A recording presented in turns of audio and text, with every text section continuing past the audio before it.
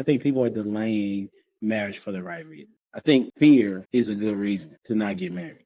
Because if you are afraid of the work that is going to take to put into building someone else as well as building yourself, if you have a fear of being submissive to someone or providing for someone or having a provision for someone or making a sandwich for someone, if you have these fears of what is going to take place within a marriage, if you have a crystal ball, then you are right in not wanting to get married and to delay that marriage.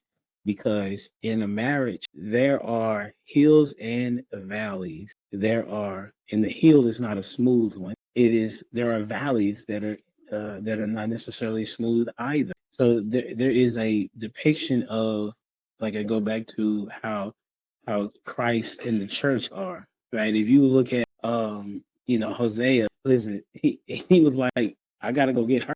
You see what's going on? Like I mean, that was a worse situation. You talking about better for worse? Like it was a worse situation. It kept getting bad, right? And so that was, but it was a depiction of Christ coming after us on a regular basis.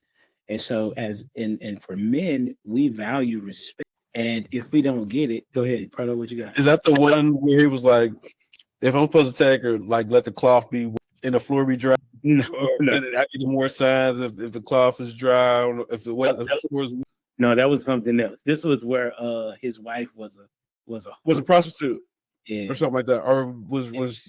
Oh, so he did. So that's not. I'm mixing stories. Yeah, but it's okay. Okay, because I remember I thought there was the same story like that. He was like, "Give me a sign, God," like 3 different times, like, "Give me a sign," or "Why me?" or something. Like he didn't want to. I don't chops. I don't think that was that one, but if it is, I'm cool. Then correct it. However, the depiction was how much Christ loved us. Like that takes a lot to forgive a person. Then when it goes to the Old Testament, when it talks about forgiveness is 7 times 70, and that's within the day, right? So you're having to forgive someone who has hurt your ego, someone that has disrespected you, someone doesn't seem to be on the same page, and that's not that there may be levels of or days and weeks and months that may happen. And as Ash said, there's not a lot of people that have the stick to it. They don't have the resist when it comes to other people. Like they don't have the grace for themselves of when they make a mistake and they want people to say understand their plight, me included, right? I'm not speaking something that I'm not talking about by myself, but it's easier at some time to live with than it is to have to bring someone else into what it is that you. But I if you could get over the fear of that, the marriage that you are designed to have, if God puts you in a place to be, that the marriage is going to show you the places that you need to be working on. You know what I'm saying? Because you by yourself, you don't know what you need because you're not having to identify those dots. You know, for me, it's about how I communicate. How I talk to my wife.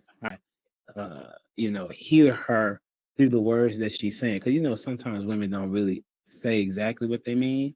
You know what I'm saying? Like Ash. You know what I'm saying? You don't necessarily say everything that you mean. There's some points and times where men have to kind of look beyond what it is that they're saying, right?